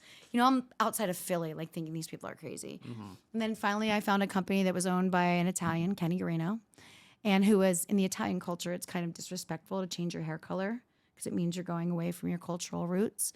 And so I was in like Flynn, and then I stayed with his VP for like 3 months till I found a place at the beach. And, back then we made money. They gave us a great contract amount. They would normally pay for your rent. They would normally pay for your car. They hired me a personal trainer and a nutritionist because they wanted me to lose 20 pounds before they would shoot me. And I just, grew from there. So the buildup was so big, narrowing down these companies by how they would interact with me, either by mail or by a long distance phone call. And then getting out and seeing that at the time, porn offices were like in the back of a warehouse. And like, I pictured it was going to be so glamorous. Larry Flint's office, fucking glamorous. He was on the top of that building on Wilshire, whole panoramic view, like upstairs, like his desk was over 300 years old, Tiffany lamps everywhere. Like it was like sick. And then every other person after that, it's like, why are we walking through a warehouse with VHS everywhere? Oh, because the office is like that janky fucking room right there. And I was like, Yep. this is Guys what I just smoking their cigarettes. This is what I fucking came out here. Got to be kidding me. But then once I found Metro, they had a really good situation right off of Saticoy. I was like, all right, this is an office. I can be down with this. And it worked for me. That's crazy. By mail? That's a crazy start. How long it took me? So yeah, by the time I got here, I was ready. That is grit, ladies and gentlemen. That is dedication to your craft. Also, doing your homework and working on it for that long makes you take that time to see, is this something I can do? And the women back then were so kind, to tell me things. I was like, it was 6 months in, I remember I was sitting with Christy Canyon, who I met for my first time when I was 18. I'm still friends with her. She's lovely. And I remember asking her, like, how can I get my name incorporated in with the title of the movie? Because I had noticed on some of the VHS, when you'd look at them sideways, you could only see half of the girl, but like the really popular girls, their name was like incorporated. Like I was branding 101 from studying it for that long. And I remember her saying to me, like, you're going to take over the business because the questions you've asked me have been so unique and so specific. And it shows that you have a business sense. You're not just going out there to get drug money. I'm like, fuck no. I'm getting out there to fucking make it. And to, always want to be in music videos and, do those kinds of things. Like I knew there was other star levels that you could get to once you became popular. Yeah. And you really do have an amazing business sense, whether it be, what you're known for initially, getting into the sports industry and radio as well, social media. That's the one thing, that'll be the last thing I ask you too. I don't know. I told you like an hour. I don't know how long we've gone. Oh, we can do this forever. Because look, Spence is back. You're on time. We have 5 minutes. You're a baseball guy too. She got me to mention a name I've never thought I would mention again in Rod Barajas. I don't even remember that guy existed. We were talking baseball cards. I traded a Reggie Jackson autographed card for a Rod Barajas bat piece when I was 8 years old to a kid, and my dad yelled at me. My His dad friend scammed my him dad hard. grounded me. That was a lopsided trade if I ever fucking heard one. Yeah, my dad grounded me, and then he called the other dad, and he's like, "Oh, what an awful deal, Danny. What are you doing? What are you doing?" doing? And then we traded back. But when it comes to social media, especially with people either in the adult film industry or in general, like you have the most brand building success, I'd say. Well, I was a little bit intimidated by social media when it first appeared because I had been running a fan club by mail, doing a monthly newsletter. At 18, I was going to Kinko's and printing out my schedule of all the different clubs I danced at to give them to customers so I could start driving customers from club to other club to follow me. So I already had that. So there were a lot of classes available when social media first started. So I took every fucking class from I'm certified to train with Hootsuite. Like every software that came out that was offering a class, I'm like, I'll fucking sign up for this because I just wanted to know. I wanted to learn. How do you grow? All of these different things. And then I just got better and better. And I still watch tutorials. I still read. I still watch other influencers talk about tips, like YouTube. It's constantly evolving. Like if you ask me at this time next year, Twitter will be done. I briefly mentioned that to you. Twitter has become the new Pornhub. We saw what happened to Pornhub in 2020. They had to get rid of 60% of their scenes. Now we've got Twitter, which is, promoting like minors having sex on Twitter because nobody's regulating who's posting stuff. And I just believe the smartest thing from us will be he'll be facing court. He'll be facing revenge porn and all of the things that Pornhub did. And then he'll just be a smart man, file bankruptcy, and we'll be fucking done with Twitter. But until then, we've got to live through the cesspool that is. Like he decided this week, he doesn't want to pay for the backing for us to have two-step verification. So now anybody can fucking hack your account and you can no longer get a text back saying somebody's trying to hack your account. Like what he's doing is just a shit show. So learning how you're going to use these different platforms is important because MySpace went away. What was the other one that went away that everybody was on that I didn't go on? It was a sharing site. It was like a Pinterest, but everybody used it for porn. I never used it. Yeah, it may have been way above Okay, my so, pay grade. but it's like constantly learning about how you can make it work, constantly networking. It's the greatest free tool we're ever going to have, but it also can be a total demon if you let it own you. Mm-hmm. Oh, 1,000%. Total demon. I do social media off days where everything is set up with a scheduler. My posts are going to be going out and I don't look at it for 24 hours. Yeah, it's a tool, but you can't let the tool use you, right? Exactly. You know, like Exactly. there's so many people that just let that absorb their life. Like people will stand in front of like their friend's Mercedes and be like, "Look where I'm at," and then it's like, "Oh, the kid at home, just no job, nothing." He's like, "My life sucks," you know? Yeah, but when the kid at home comes to me and says, "My life sucks, can you send me some money?" I'm like, well, how about Well, that's this? pathetic. Don't go back on social media until you have a job. Like, stop looking at home if you have no job. But we've let it control people, and it also gives a fake impression of what someone's real life is like. Mm-hmm. We're not showing our real lives. We're showing the best day possible. Mm-hmm. Very few people. I feel like the most successful people share their failures on social media. Yeah. And the weird thing now, and I know Twitter's doing this just because the entire thing is changing, but even Instagram, like you can pay $8 a month to verify your account now. Which is such fucking bullshit. Like, don't you know have to what we earn- went through to get? You have to be. Yeah. Oh my god, the domain, the trademark, proving how many years you've been using this name. Like we went through so much. Even with Twitter, we went through so much. I'm verified on Twitter. Facebook was really tough, and Instagram. Instagram was the longest. It took 3 years of my agent working it out for me, and now it means nothing. So sad. Anybody can do it. So sad. So sad. Changes everything. Mm-hmm. Only one-step verification, and anybody could have a blue check mark. Yeah, Twitter Blue is really something. But like, look, you had to know that when he was being successful with people paying for it, it's a smart business move for Instagram and Facebook to add it. It's like, well, if they're willing to give him $8.99 a month, they're going to be willing to give us $8.99 a month. You got to, I don't agree with it, but it's a business model. Mm-hmm. It'd be like if Starbucks started charging for the cup because the store next door charged for the cup. It's like, well, they're paying for the cup over there. Why won't we charge for the cup? I get it. You got to charge for the cup. Yep. You gotta And they're make still your going to money. pay for it. Exactly. Mm-hmm. Exactly. Well, I appreciate you coming on. I don't know how much time we actually How spent long today. were we talking? Hour and a half, hour 40 minutes. Wow, Holy this is like shit. one of my longer episodes. Listen, we got to Perfect. do this again because we got to talk See, more you baseball. got me talking about baseball because we cards. went through I had to ask him did you collect trading cards when you were growing up? And that's where we got to that story. We did. We totally. We didn't really get to the meat and potatoes of the interview. We didn't really even stop talking about porn until you got here, which is It was such a backwards We interview. must have felt his energy, but that's okay. Spencer's like, did they just start? That's okay. We did have a deep conversation about sports, which I really enjoyed. And Yeah. if you're worried about being your age and getting married, stop worrying about it. Oh, I'm not worried. People are telling me I'm worried. You're not worried. I love it. I love being single. You're But not worried. this was episode 645 of the podcast. I forget, it's something in the 640s, presented by tickpick.com. Thank you so much to Spencer Barrick, who's right here, and Hardeen Cannabis Dispensary out here in Las Vegas, Nevada, for having us on the show today. Go check us out. Like, comment, and subscribe on our YouTube channel at Jack O'Hara TV. Check it out, guys.